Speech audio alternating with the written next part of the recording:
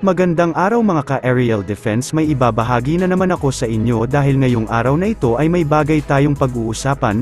China nagbanta na naman sa Pilipinas dahil sa tensyon sa West Philippine Sea, pero bago tayo magpatuloy wag mo muna kalimutan mag-like, share, and subscribe, paki-follow at like muna ng aming page na nasa description na ang link. Binalaan ng China ang Pilipinas na seryosohin ang mga salita nito, partikular na patungkol sa mga isyu sa South China Sea, dahil nangako itong gawin kung ano ang kinakailangan upang protektahan ang interes nito sa karagatan. Ginawa ng Chinese Foreign Ministry ang pahayag noong Lunes ng gabi habang binansagan ng Armed Forces of the Philippines ng Pilipinas ang mga kamakailang aksyon ng Beijing sa South China Sea, partikular sa West Philippine Sea, bilang irresponsible, na maaaring humantong sa global isolation. Paulit-ulit na ibinasura ng China ang soberanya ng Pilipinas sa West Philippine Sea, sa kabila ng United Nations Convention on the Law of the Sea at 2016 arbitral ruling, at patuloy na iginiit na ang China ay may hindi mapag-aalinlanganan na pagmamay-ari dito at sa iba pa sa South China Sea.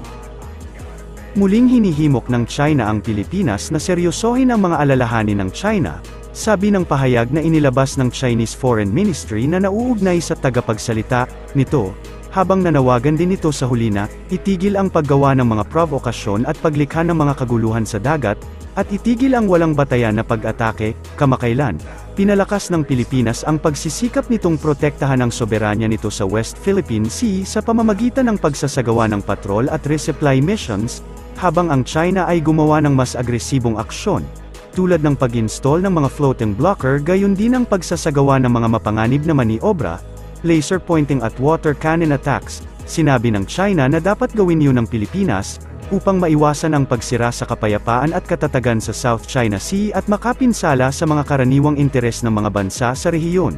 Sinabi ng China na ito ay magpapatuloy, alinsunod sa ating mga lokal na batas at internasyonal na batas, na gagawin ang kinakailangan upang mahigpit na mapangalagaan ang ating teritorial na soberanya at mga karapatan at interes sa karagatan. Ang mga pahayag nito ay dumating pagkatapos nitong sabihin na binanggit din nito ang isang serye ng mga hakbang na ginawa ng Pilipinas sa Ayungin Shoal, na seryosong lumalabag sa teritorial na soberanya ng China.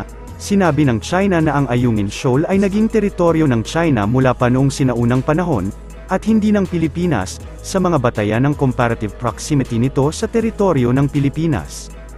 Tinawag din nitong illegal, null and void ang arbitration ruling dahil hindi napapailalim sa United Nations Convention on the Law of the Sea ang mga isyu sa teritoryo. Ang batas na nagsilbing batayan ng desisyon, iginiit ng China na ang pag-grounding ng Pilipinas sa BRP Sierra Madre sa West Philippine Sea, ay malubhang lumabag sa soberanya ng China at ganap na ipinasa sa Pilipinas ang responsibilidad para sa kasalukuyang sitwasyon sa dagat. Hindi matanggap ng China ang mga gawa ng Pilipinas na paulit-ulit na bumalik sa kanyang mga salita at lumalabag sa soberanya ng teritoryo ng China. Sabi nito, na tumutukoy sa sinabi ng China na may pangako ang Pilipinas na alisin ang barko. Ang Pilipinas ay may responsibilidad na hilahin ang grounded na sasakyang militar. Dagdag pa ng Chinese Foreign Minister, habang busy ang mundo sa usapin sa digmaan sa Israel, ay mukhang dito naman kumukuha ng pagkakataon ang China na maglabas din ng tapang patungkol sa West Philippine Sea, sa mga binitawang salita ng China sa Pilipinas at mga bintang nito sa Republika ng Pilipinas ay parang hinahamon nila ang Pilipinas, at dapat sundin ng gobyerno ng Pilipinas ang utos ng China sa West Philippine Sea. Tinaboy muli ng China ang mga tauhan ng Pilipinas na naglalayag sa Bajo de Masinloc Shoal na bahagi ng pinag-aagawang teritoryo sa West Philippine Sea. Sa isang statement ay dumipensa ang China na nagsagawa lamang ng kaukulang measures ang kanilang Coast Guard sa pagpapaalis sa barko ng Philippine Navy sa lugar. Ito anila ay sa kadahilanang nanghimasok na naman umano ang Philippine Navy sa teritoryong nasasakupan ng kanilang bansa. Giit ni China Coast Guard spokesman Gan Yu, ang ginawa raw ng Pilipinas ay mariing paglabag sa international law at sa territorial sovereignty ng kanilang bansa. Kung matatandaan, hindi ito ang unang pagkakataon na tinaboy ng China Coast Guard ang mga barko ng Pilipinas sa bahagi ng West Philippine Sea.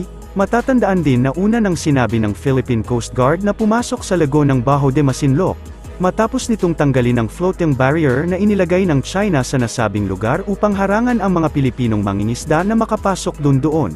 Patuloy nang ang binabaliktad ng China ang sitwasyon at katotohanan sa West Philippine Sea, dahil pinapalabas nila na tayo ang nanghihimasok sa teritoryo nila.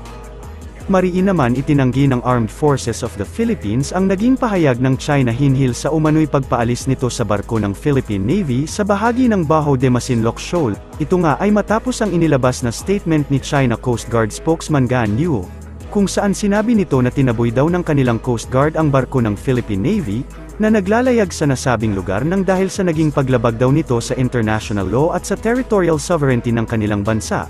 Sa isang pahayag ay sinabi ni Armed Forces of the Philippines Chief of Staff General Romeo Bronner Jr., na walang katotohanan ang mga ulat na ito at tanging propaganda lamang aniya ito ng China. Sa palagay ng general, posibleng layunin lamang ng propagandang ito ng China na magpapogi at ipakita sa kanilang internal audience, na may ginagawa sila sa naturang lugar. Paglilinaw pa ni Bronner, sa ngayon ay tanging Philippine Coast Guard lamang at walang presensya ng Philippine Navy sa bahagi ng Bajo de Masinloc, kung kaya't malabo talagang mayroong itinaboy ang China Coast Guard sa lugar.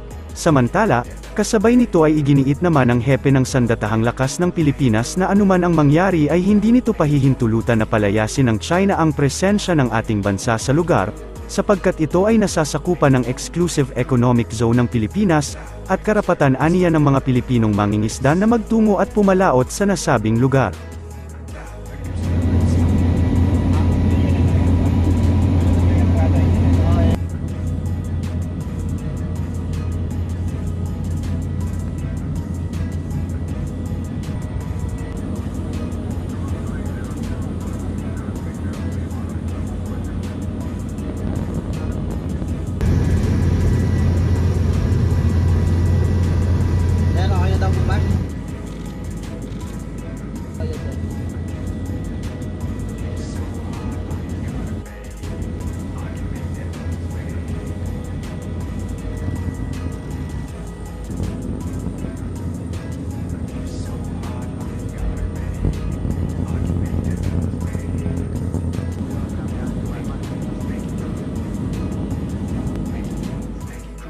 Para sa mas madaming update tungkol sa ating defense, abangan lamang ang aking mga bagong video. Para naman sa mga gusto magpa-shoutout, mag-comment lamang po at share, paki-follow at like muna ng aming page na nasa description na ang link.